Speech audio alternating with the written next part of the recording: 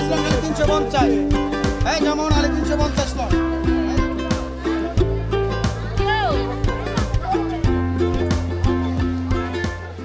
এক প্রকার নেমন্তন্ন পেয়ে আসছিলাম অনেকদিন ধরে। ভৈরবে যার সঙ্গেই আলাপ হতো বলতেন, একবার ভৈরব আসেন, আমাদের বউবাজার দেখে যাবেন।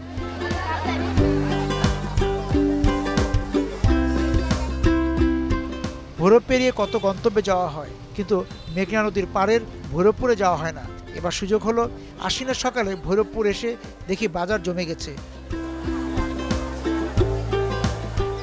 সর্বপ্রথম এই বাজারটা যে সময় এখানে জমে, ঠিক ওই সময় থেকে হাটে আছে, এখনো আছে।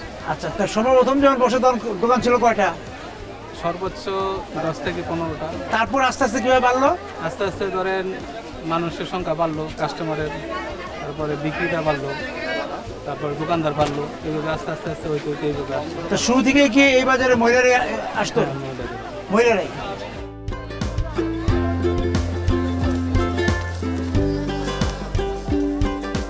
সকাল 6টা থেকে শুরু হয়, আপনার সন্ধ্যা 6টা এখন তো মাগরিব এখন তো চলে। হ্যাঁ, চলে ইনশাল্লাহ।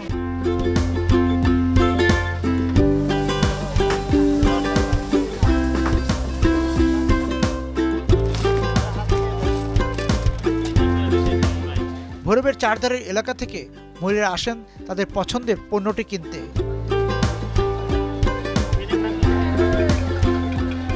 আপনি কোথা থেকে আসছেন এই বাজারে? জগন্নাথপুর থেকে আসছেন এখানে কেনাকাটা করতে। এই বাজারে আসার মূল কারণটা কি?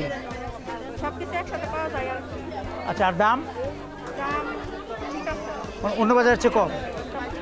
আচ্ছা আচ্ছা। কাপড় টাপড়, বিছানা চাদর, এগুলো সব কিছুই এখানে পাওয়া যায়। আনাজ তরকারিও পাওয়া যায়। আনাজ তরকারিও পাওয়া যায়। কোথা থেকে আসছেন আপনি? আগুনপুর যাত্রা। আচ্ছা, ওইখান থেকে এখানে আসছেন? এটা ছিল নদীর ওই পারে। ওই পারে ছিল, তারপর? এখন এই পারে জায়গায় আছে 7 বছর, 7.5 বছর ভালো করে। আচ্ছা, শুরু থেকেই কি এটা ওই মেয়েদের বাজার? আগের থেকেই। আচ্ছা, এখানে কোথা থেকে মেয়েরা আসে? এই ভৈরবের মেয়েরা না? ভৈরবের বাইরের থেকে আসে, সিলেট থেকে আসে, চট্টগ্রাম থেকে আসে, অনেক জায়গা থেকে আসে। অন্য বাজারের চেয়ে বেশ সাশ্রয় কেনা যায় বলেই এই হাটের প্রচার প্রসার দুই বাড়ছে।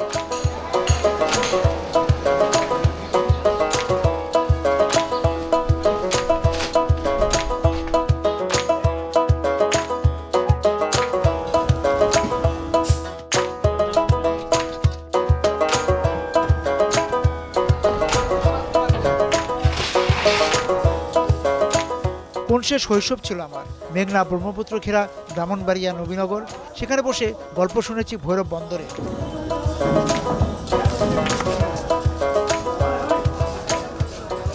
আপনারা এখানে সপ্তাহে কয়দিন মাল আনেন? সপ্তাহে এক ট্রিপ। সপ্তাহে এক ট্রিপ। কবে আসেন, কবে যান? সোমবার আসি, শুক্রবার যাই। শুক্রবার যান। যে সোমবার যে আসেন, কি মাল নিয়ে আসেন? নদী ভৈরব থেকে এই মালগুলি এই যে আমরা দেখছি অন্যান্য নৌকা দিয়েও নিয়ে যাচ্ছে। কোথায় নিয়ে যাচ্ছে এগুলো? যেমন আজমিরিগঞ্জ আছে, উরইল আছে, ইটনে আছে, তারপর কিশোরগঞ্জ আছে, এগুলো অনেক অনেক এলাকায়। আচ্ছা, আর এই ভৈরব থেকে আপনারা কোনো মাল নিয়ে সোয়ারিঘাট বা ঢাকায় যান?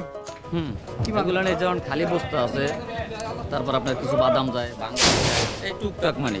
আচ্ছা, ট্রাকের পরিবর্তে এখনো মানুষ নৌকা দিয়ে মালামাল আনছে, যে সুবিধা, খরচ কম পড়ে। জি, এরকম হবে।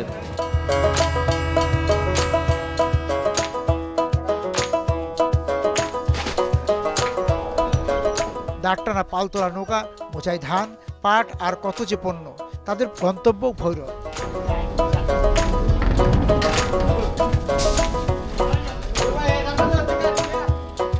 পাল গুটিয়ে মেশিনের নৌকা এলো। দ্রুতলয়ে ছুটে চলা নৌকার পিছু নিতে কতদিন ইচ্ছে হতো। সেই ভৈরব বন্দর আজ নিজের কাছে বুঝি নিজেই অচেনা।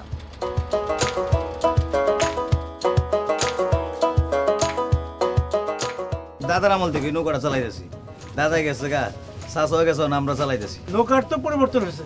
নৌকা পরিবর্তন আগে কাঠবুড়ি আছে, নন স্টিল করছি। আগে যখন কাঠবুড়ি ছিল তখন নৌকা কিভাবে আনতেন?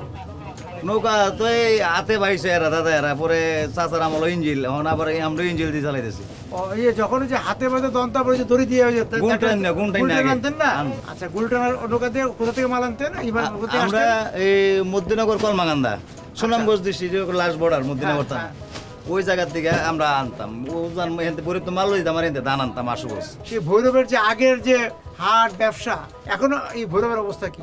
এই সময় এক নৌকা মাল লইছে না, আরেক নৌকাতে নেওয়া হয়েছে, আমরা এক্সট্রা একটা নৌকাতে নেওয়া হয়েছে, আমরা এটা রুড হয়েছে আরেকটা নৌকাতে নেওয়া হয়েছে। আমরারই মালও না। আগের ভৈরব আর নাই? না না, আগের ভৈরব নাই এখন।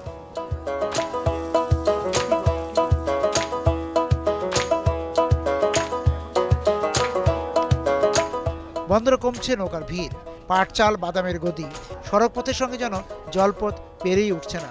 তারপরও যতটুকু জল আঁকড়ে থাকার ইচ্ছে তাও বাষ্প হয় বৈরী মানুষে। এই যে ভৈরব বন্দর, এক সময় এই নদী বন্দরের যে সুখ্যাতি ছিল, সুনাম ছিল সারা দেশে, এটা প্রধান নদী বন্দরগুলো একটা ছিল ভৈরব বন্দর। এখন সেই ভৈরব বন্দর অবস্থা কি? প্রায় 80% বাজারটি আমাদের নষ্ট হয়ে গেছে, ধ্বংসের পথে। এই বাজারগুলো কোথায় চলে গেছে? এই বাজারগুলো আপনার ধরেন আশুগঞ্জ, পার্শ্ববর্তী আরো বিভিন্ন জেলায় চলে গেছে।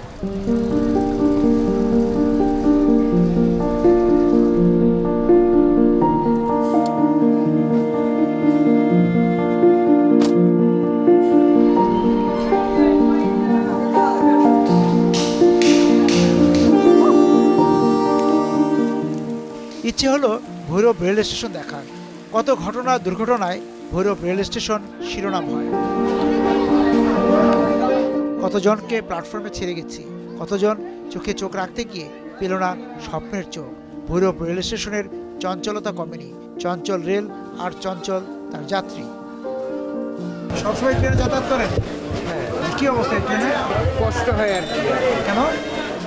মানুষজন বেশি, কম্পার্টমেন্ট কম।